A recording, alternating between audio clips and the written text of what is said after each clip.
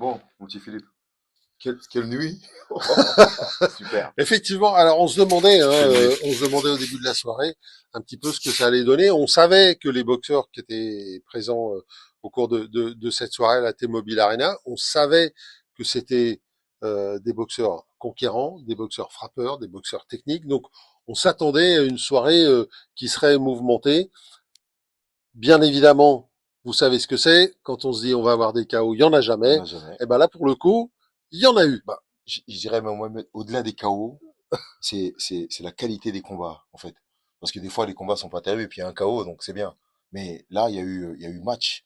Les trois KO, les trois victoires en la limite qu'il y a pu avoir ont été de bonne facture. Il y a eu des choses intéressantes avant. Et franchement, super. Aussi bien le petit Vargas, le jeune Vargas, que Alors, Espinoza. c'est intéressant le petit Vargas. Ouais, Justement, faut en parler un petit peu parce que il a 20 ans, il a 20 c'est ans. encore un prospect, Ouais, donc il a encore beaucoup de choses à faire, beaucoup de choses à apprendre. Faut lui laisser un petit peu un de peu de temps. temps, Mais c'est vrai que ce qu'on voit, c'est déjà très c'est pas prometteur. mal. Ça frappe, C'est propre, c'est c'est envie de faire mal, ouais déjà, et puis c'est très fougueux. Alors, je pense qu'il... fougueux tout en ayant un rythme Exactement. intéressant. Ouais, Il sait gérer les temps. ouais, Hein. il s'énerve pas. Quand je parle de fougue, c'est même pas de la fougue, c'est vrai, c'est l'intensité. Tous les coups sont faits pour donner, pour faire mal, et il a envie d'abréger le combat. On le sent, c'est ça en fait le terme. C'est qu'il veut abréger les combats. Il met des coups vraiment pour tuer d'entrée. Et dès Ouais. les premiers instants du combat d'ailleurs. Ouais, et finalement, eh ben, il prend quand même son temps. Ouais, C'est ce qu'il a fait en ne se jetant pas c'est très bien. sur son adversaire. On a le seul combat qui est allé à la limite, hein, c'est comment dire celui avec. Redites-moi son nom. Euh, J'ai oublié son nom, mais c'est pas grave, n'en parlons pas. Ouais, Parlons de celui qui a été qui est juste après Espinoza. Moi, j'allais parler que des trois hein, ah, qui nous ont d'accord. intéressés, c'est vrai. Hein. Parlons que de Espinoza, fantastique. On connaît sa valeur, on l'a déjà commenté à plusieurs reprises. Alors Et Espinoza, oui, fidèle à lui-même, atypique, 1,85 m pour 57 kilos et qui a cette capacité de travailler en avançant et qui a un rythme incroyable, qui travaille beaucoup en uppercut et qui a tué son opposant. ouais, Euh, puis il a un côté.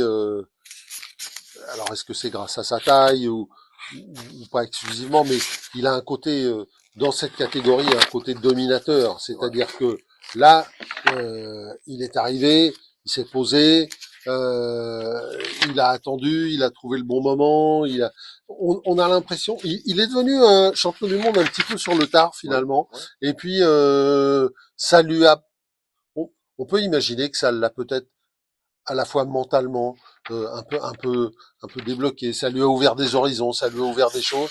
Et ça fait deux trois fois C'est vrai. qu'on le commande et on le voit évoluer. On voit une espèce de sérénité C'est vrai. quand il combat. Il a toujours le sourire, il est toujours calme, il Il- est toujours je trouve, sûr de ce qu'il fait, sûr de son fait.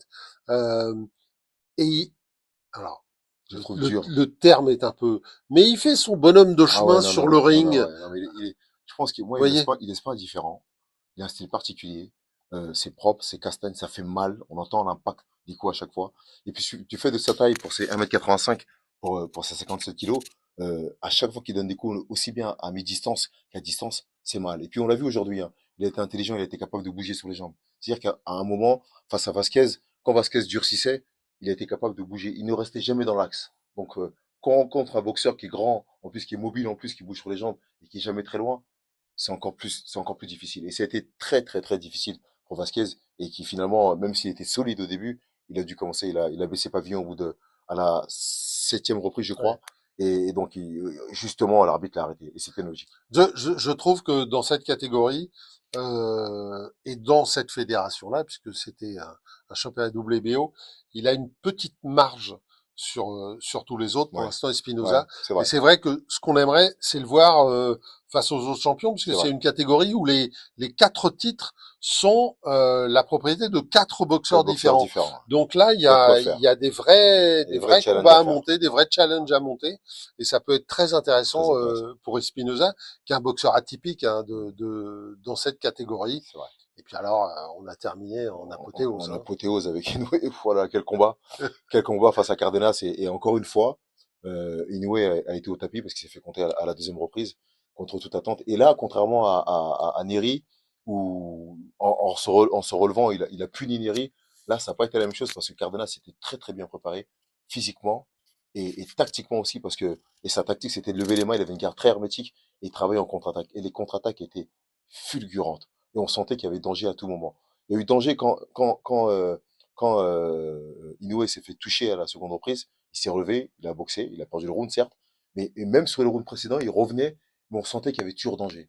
Et franchement, les deux hommes ont fait un vrai combat parce que Cardenas n'a pas lâché le morceau, il était présent. Tactiquement, il a été intelligent, il avait une garde très hermétique. Et c'était un combat qui nous a fait. On bougeait plus, hein, enfin, on bougeait plus. C'est toi, Enfin, toi, tu bougeais plus, mais moi, je bougeais mais dans tous les sens. voilà, J'étais tellement excité de ce combat. pas la même. Hein. C'est vrai. Non, Heureusement qu'on va pas filmer.